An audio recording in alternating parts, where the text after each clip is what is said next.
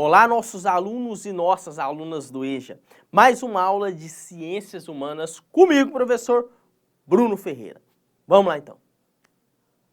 Lembrando que a aula de hoje é uma aula voltada para a segunda etapa do ensino fundamental, terceiro semestre, módulo 1, unidade 1. A temática da aula é o seguinte: diferentes regionalizações na América. E aí eu trouxe para vocês o mapa, né, do continente americano.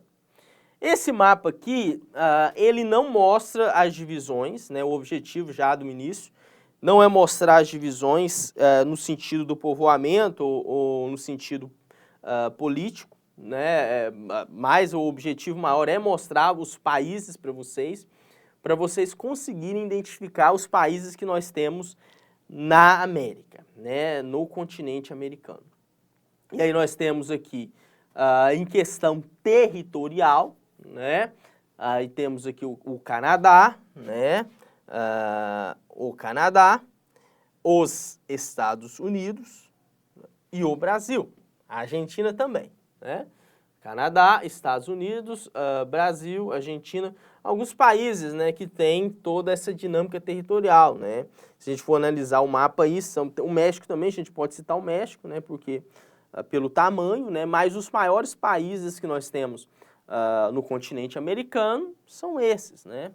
E aí eu trouxe para vocês um mapa, né, justamente do continente americano, da América, para que vocês possam ver, né, desde já no início, né, a divisão política, né, territorial, justamente do continente, né? Então a ideia de trazer o mapa para vocês é isso, né, mostrar para vocês como que é a divisão territorial do continente americano, né, como que funciona essa divisão política, né, as fronteiras dos países. Então, no mapa, vocês conseguem visualizar a questão das fronteiras, né, as áreas pertencentes a cada um desses países. Os países que fazem fronteiras com outros países. E também os países chamados de litorâneos.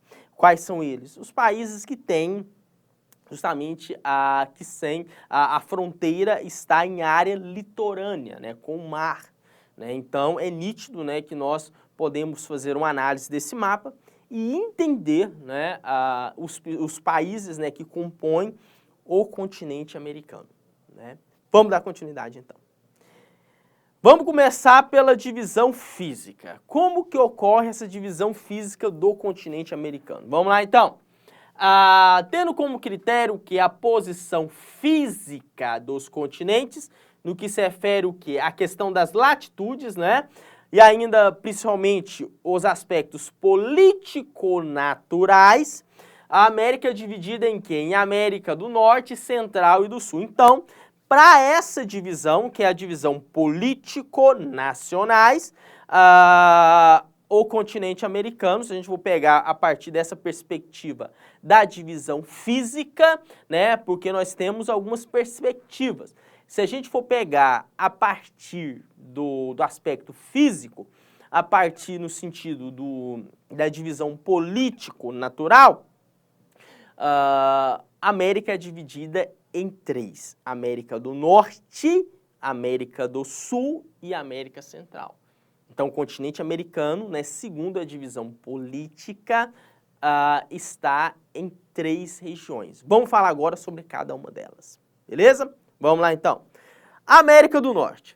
A América do Norte ela é composta por Estados Unidos, Canadá e México. Mais à frente eu vou mostrar para vocês um mapa justamente da América do Norte, do continente americano, mostrando todas essas subdivisões.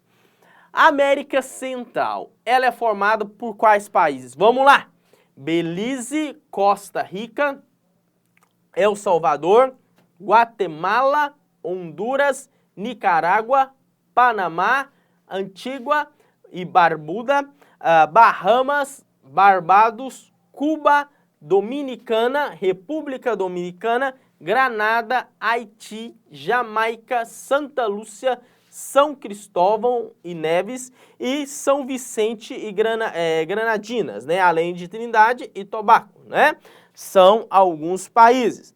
E já a América do Sul fazem parte o Brasil, a Argentina, o Uruguai, Paraguai, Bolívia, Peru, Chile, Colômbia, Equador, Venezuela, Guiana, Guiana Francesa e Suriname, né? Além dessa questão latitudinal, né? Nota-se também a configuração no sentido de que pelas grandes porções de terras ligadas por outra parte menor, que é a organização do continente americano, né? Além disso, está a questão da divisão das placas tectônicas, né? A questão da organização das placas tectônicas. E aí eu trouxe para vocês essa imagem aqui, para vocês verem a organização do continente americano, justamente em América do Norte, América Central e América do Sul. Relembrando que, quando nós falamos de continente americano, nós temos duas informações importantes. Primeiro, que na América, durante o processo de colonização, nós já tínhamos povos que viviam aqui, né? Povos indígenas que já viviam aqui no continente americano.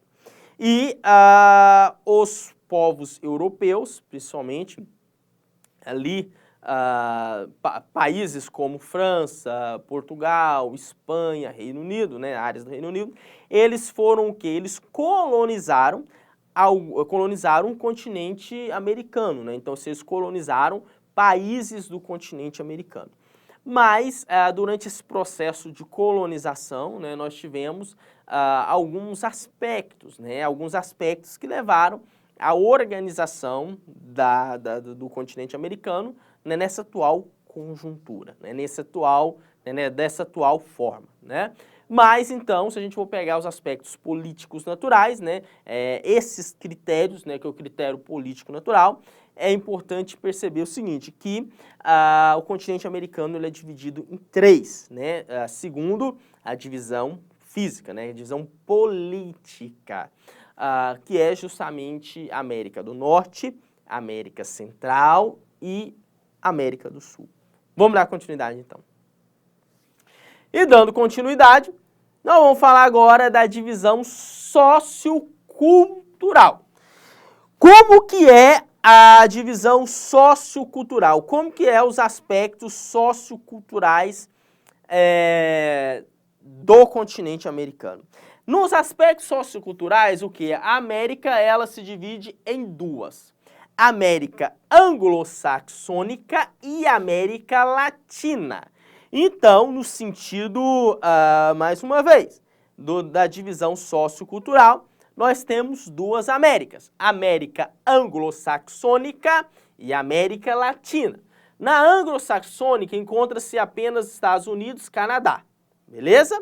E na outra, que é na América Latina, estão os demais países do continente americano, beleza? Os idiomas da América anglo-saxônica é justamente o quê? É de origem inglesa, né, ou saxônica, né, no caso do inglês. No entanto, né, parte do Canadá fala o francês, né, mas, né, o que é, inclusive, um dos idiomas oficiais do país, né, mas, além de tudo, quando se fala a anglo-saxônica, por quê? Porque o inglês é o que predomina, né? Então, o inglês é o que predomina na questão da América anglo-saxônica. Já na questão da América Latina, o que predomina são idiomas de origem do latim, né? Porém, né, tem algumas exceções, né? Que no caso, países como Suriname e tal, né, que falam holandês, né? E países também, alguns da América Central, né, que adotaram o inglês, mas há uma predominância do que? Da língua oriunda do latim. Mas aí por que isso ocorre? Por que então ocorre a questão de nós termos duas áreas, né? América anglo-saxônica e América Latina. Foi durante o processo de colonização, né, que eu disse para vocês anteriormente. Então, assim, a América anglo-saxônica foi justamente colonizada pelos ingleses, né? Que tinha basicamente a língua, o inglês como língua oficial e língua predominante. Quando nós falamos quando eu falo de predominante, eu estou dizendo o seguinte, que é predominante, né? Mas que há algumas exceções, né? É o que eu disse para vocês, que algumas áreas ali do Canadá tem o francês, né? Algumas áreas ali falam francês. Mas o Canadá é predominantemente o inglês, justamente porque pelo processo de colonização daquele país, daquela área. Assim também a América Latina. Por que é conhecida como América Latina? A América Latina, ela envolve os países desde México até embaixo, que é a Argentina. São países que durante o processo de colonização foram colonizados por povos que têm a origem do latim, né, que falam o português, o espanhol, né? Há algumas exceções, né, como por exemplo em algumas áreas da América Central, né, que falam inglês, adotou o inglês, o holandês, mas a predominância, que significa que a maior parte, justamente vem do latim, né? Línguas que surgiram a partir do latim, como o português e o espanhol. Por isso, é denominada de América Latina. Então, essa divisão é uma divisão sociocultural, né? Que leva em consideração os aspectos da colonização desses países. Vamos dar continuidade, então. E essa divisão das Américas, por sua vez, não teve uma distribuição étnica da população, né? Então, assim, foi levado em consideração mesmo os aspectos da colonização, né? E aí nós temos aqui, por exemplo, países da América anglo-saxônica, né, de uma cor mais clara, e países da América Latina de azul, né? Lembrando que quando se fala de América anglo-saxônica, são justamente países que têm a origem do inglês, né, do saxônico, né, que no caso é o inglês, né. Foram países que durante o processo de colonização foram colonizados justamente pela Inglaterra. E quando se fala de países da América Latina, são países que têm predominantemente línguas que vêm a partir do latim, como o português e o espanhol, né? Então, por isso, há uma predominância desses países, né? Vamos dar continuidade, então. E agora, nesse momento, nós estaremos fazendo uma atividade, né? Momento de nós estarmos fazendo uma atividadezinha que vocês têm acesso. Inclusive, vocês têm acesso a essa atividade aí. 10. A atividade que nós estaremos resolvendo hoje será 10. A América pode ser regionalizada, dentre outras formas, por meio da divisão em América anglo-saxônica e América Latina. Essa divisão se dá por meio de critérios. Critérios geográficos, né, devido à diversidade de relevo, e geologia entre as regiões do continente americano. Naturais, já que na porção mais ao norte da América há uma predominância de climas tropicais. Pedológicos, né, pois o solo, né, americano possui uma composição distintas no extremo norte do continente.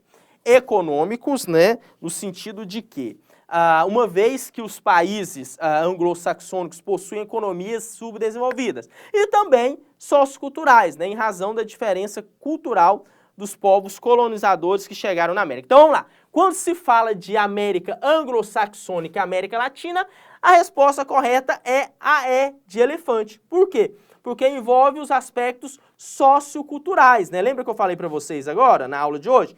Que é em relação à diferença cultural dos povos colonizadores que chegaram na América Latina. Então, basicamente, a resposta correta é a alternativa E de elefante. Por quê? Porque demonstra os aspectos socioculturais, né, dos povos. Então, é levado em consideração esses aspectos. E é isso, nossos alunos e nossas alunas do EJA. Até a nossa próxima aula de Ciências Humanas, comigo, professor Bruno Ferreira. Valeu!